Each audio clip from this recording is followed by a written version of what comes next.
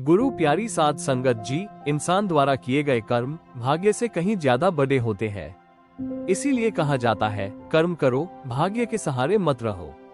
इसी बात को अच्छे और स्पष्ट रूप से समझने के लिए एक कहानी है। तो चलिए आपको यह एक कहानी के माध्यम से समझाते हैं, जिससे आपको अच्छे से समझ आ जाएगा कि क्यों कर्म करना हमारे जीवन के लिए बहुत जरूरी है। उससे पहले स्वागत है हमारे चैनल गुरु नानक साखी में। उम्मीद करते हैं आप सभी अच्छे और स्वस्थ होंगे।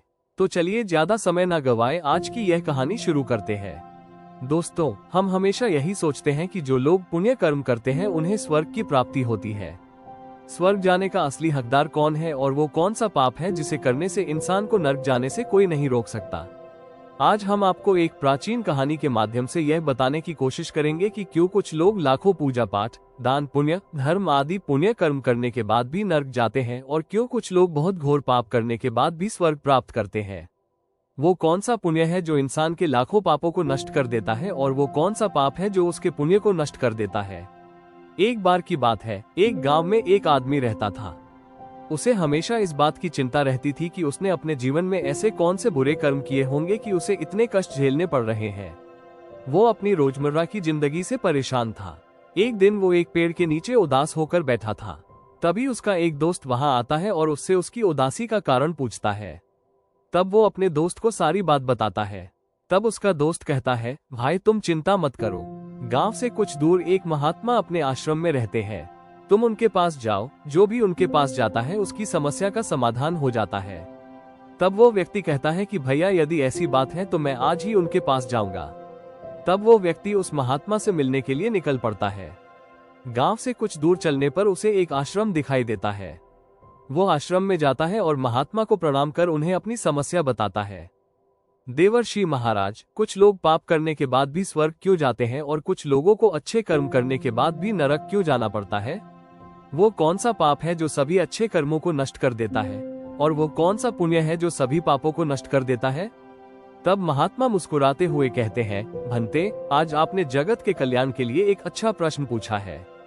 इसी संदर्भ में आज मैं आपको एक प्राचीन कथा सुनाता हूँ, जिसे सुनने के बाद आपको अपने सभी प्रश्नों के उत्तर मिल जाएंगे। इसीलिए आपको ये कथा ध्यानपूर्वक अवश्य सुननी चाहिए।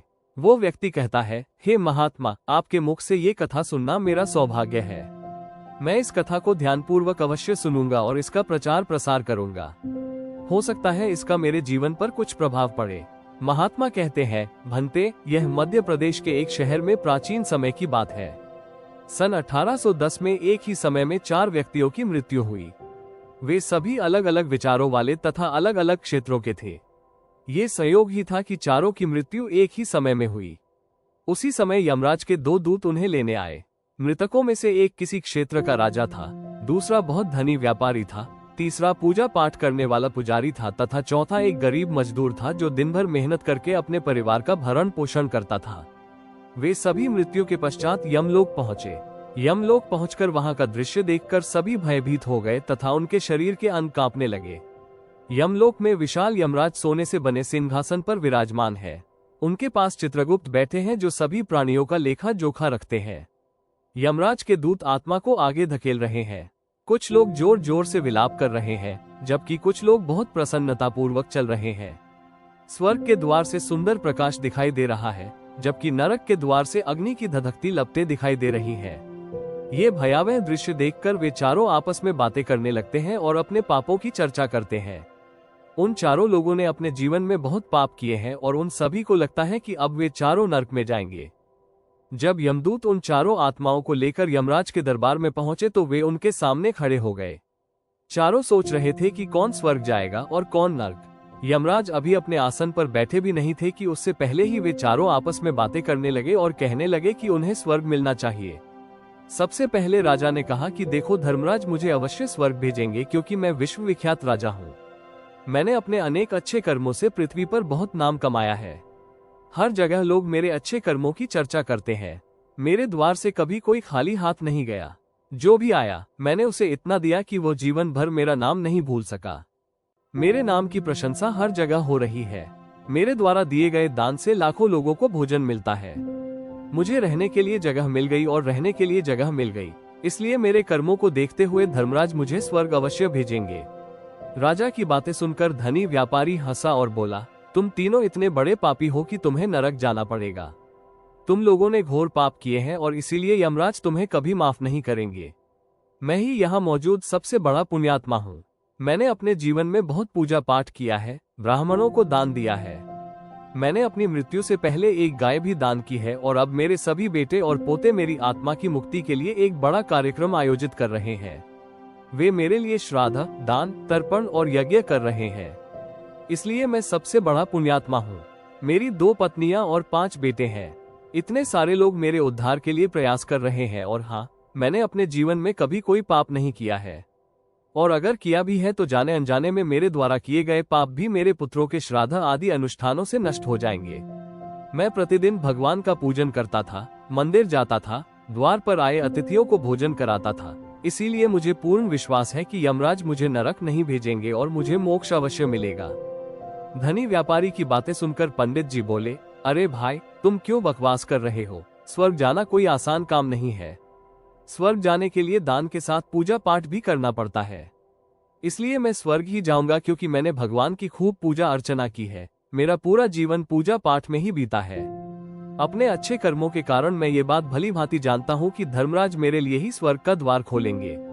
जब उन तीनों ने अपनी अपनी बातें कह दी और अपने विचार व्यक्त कर दिए, तब तीनों ने चौथे व्यक्ति मजदूर की ओर देखा कि अब वह क्या कहता है। उसने भी कोई अच्छा काम किया है या नहीं, या उसका पूरा जीवन मजदूरी करते और दूसरों के अधीन रहते हुए बीता है। वो चुपचाप नजरें झुकाए खड़ा उन सबकी बातें सुन रहा था और वह तीनों बड़े गर्व से अपनी झूठी तारीफ कर रहे थे। तभी धर्मराज अपने मित्र चित्रगुप्त के साथ दरबार में उपस्थित हुए। चित्रगुप्त के हाथ में एक मोटी किताब थी जिसमें सभी प्राणियों के कर्मों का लेखा जोखा लिखा था। धर्मराज अपने सिंहासन पर बैठ गए। उसके बाद चित्रगुप्त ने राजा को बुलाया और उनसे पूछने लगे कि बताओ, तुम धरती पर बहुत यशस्वी राजा थे। तुमने अपने जीवन में कौन कौन से अच्छे कर्म किए हैं और कितने लोगों को दुख पहुंचाया है, कितने लोगों का भला किया है। मैं अपनी किताब देखकर फैसला करूंगा कि तुम स्वर्ग जाने के हकदार हो या नहीं। तब राजा बड़े गर्व के साथ अपने कर्मों के बारे में बताता है, हे मुनिव, मैं एक बहुत बड़े राज्य का स्वामी था। मेरा राज्य बहुत समृद्ध और खुशहाल था। मेरे राज्य में बहुत कम गरीब लोग थे। सभी मेरी छत्रछाया में खुशी से रह रहे थे। मैंने अपने राज्य की प्रजा को किसी चीज की कमी नहीं होने दी। हर भूखे व्यक्ति को यहाँ भोजन मिलता था। उन्हें प्रतिदिन लाखों का धन दान किया जाता था। प्रजा के लोग दिन रात मुझसे बहुत खुश रहते थे। ये मेरे जीवन के अच्छे कर्म है। राजा की बात सुनकर चित्रगुप्त ने अपनी पुस्तक उठाई और उसमें देखने लगे।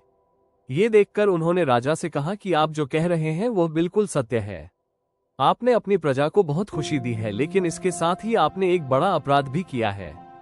आपने अपने राज्य की सीमाओं को बढ़ाने के लिए इतने युद्ध लड़े हैं। उन युद्धों में हजारों लाखों सैनिकों ने अपनी जान गंवाई है। आप ही उन सभी की मौत का कारण बने हैं।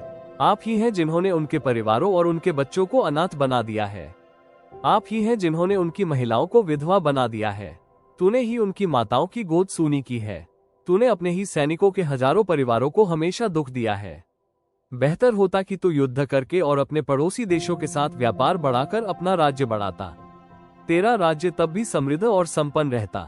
तूने अपने सैनिकों को सुखी किया है, अपनी प्रजा को नहीं। इसलिए तू स्वर्ग का अधिकारी नहीं है। ये सुनकर राजा चुपचाप पीछे हट गया। उसके बाद चित्रगुप्त ने व्यापारी से पूछा कि तूने पृथ्वी पर कौन से अच्छे कर्म किए हैं। तब व्यापारी कहता है, हे भगवान, मैंने पृथ्वी पर जो भी धन कमाया उसका आधा हिस्सा अच्छे कार्यों में खर्च किया है। मैंने लाखों लोगों को भोजन कराया है। मैंने अनेक आश्रमों को दान दिया है।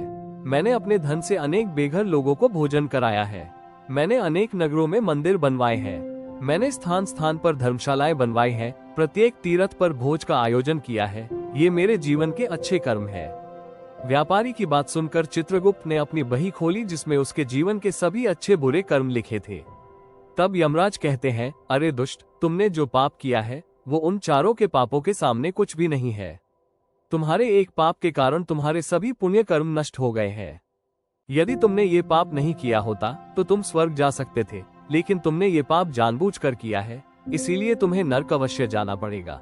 ये सुनकर धनी व्यापारी कहता है, हे धर्मराज, इन चारों ने जो भी पुण्य कर्म किए हैं वे मैंने भी किए हैं, बल्कि मैंने तो उनसे भी अधिक किए हैं।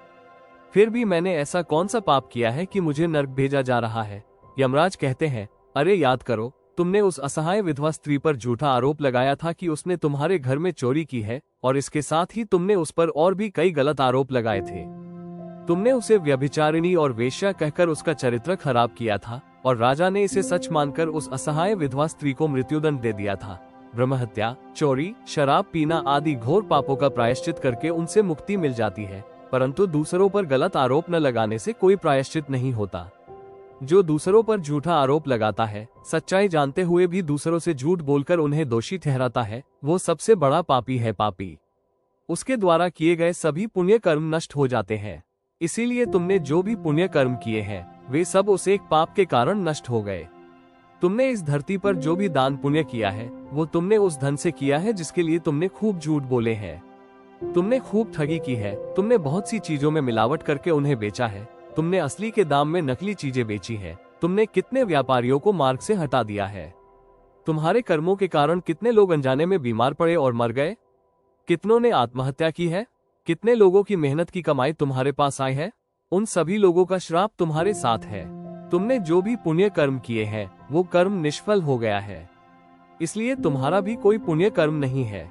तुम स्वर्ग जाने के अधिकारी नहीं हो। चित्रगुप्त की बात सुनकर व्यापारी भी बहुत दुखी हुआ और पीछे हट गया। तब पंडित जी ने कहा, हे मुनिवर, मेरा पुण्य ये है कि मैंने हजारों लोगों को ज्ञान दिया है। मैंने हजारों यज्ञ किए हैं। मैंने हजारों घरों में पूजा पाठ किया है। मैंने दिन रात भगवान का जप तप किया है।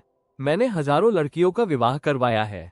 मैंने लाखों पिंडदान श्राद्ध किए हैं। मैंने अनगिनत लोगों का मार्गदर्शन किया है। इससे बड़ा पुण्य कर्म और क्या हो सकता है। तब चित्रगुप्त अपनी पुस्तक देखते हैं और कहते हैं, हे पंडित महाराज, आप जो कहते हैं वो सत्य है। आपने वास्तव में हजारों लोगों को ज्ञान दिया है, लेकिन आपने कभी उस ज्ञान को स्वयं लागू नहीं किया है। आपने सैकड़ों यज्ञ पूजाएं की है, लेकिन उनमें से कोई भी निस्वार्थ कार्य नहीं था। आप हमेशा धन के लालची रहे हैं। अब पंडित जी भी दुखी हो गए और चले गए। अब केवल मजदूर ही बचा था। मजदूर ये सब देखकर बहुत हैरान हुआ कि जिन लोगों को वह अब तक इतना महान मानता था, उनमें से कोई भी स्वर्ग का हकदार नहीं था। फिर मैं स्वर्ग कैसे जा सकता हूँ। मुझे तो स्वर्ग की कल्पना भी नहीं करनी चाहिए, क्योंकि मैं कभी पूजा पाठ या दान पुण्य करने के योग्य ही नहीं रहा। फिर अच्छे कर्म कैसे कर सकता था। मैं जीवन भर मेहनत मजदूरी करता रहा और अपने परिवार का पालन पोषण करता रहा। मजदूर ये सब बातें सोच रहा था। इसी बीच चित्रगुप्त ने उसे बुलाकर पूछा, लेकिन मजदूर कहने लगा, भगवान, मैं तो धरती पर एक गरीब परिवार में पैदा हुआ था। मैं दान पुण्य, हवन, पूजा पाठ करने के योग्य नहीं था। फिर अच्छे कर्म कैसे कर सकता था। मैं बड़ी मुश्किल से अपने परिवार का पालन पोषण करता था। मैं जानता हूँ भगवान कि मैं स्वर्ग जाने के योग्य नहीं हूँ। मैंने धरती पर नरक भोगा है और आगे भी नरक जाने की स्थिति है। लेकिन हे प्रभु, यहाँ भी मेरी एक इच्छा है। मैं स्वर्ग तो नहीं जा पाऊंगा, लेकिन मैं एक बार स्वर्ग का प्रयास करना चाहता हूँ। मैं अपनी आंखें झपकाकर देखना चाहता हूँ। इससे अधिक मेरी कोई इच्छा नहीं है, क्योंकि मैंने ऐसा कोई कर्म नहीं किया है जो मुझे थोड़ी देर के लिए भी स्वर्ग ले जा सके। काम करने के बाद मेरे पास लोगों की सेवा करने का समय नहीं होता था।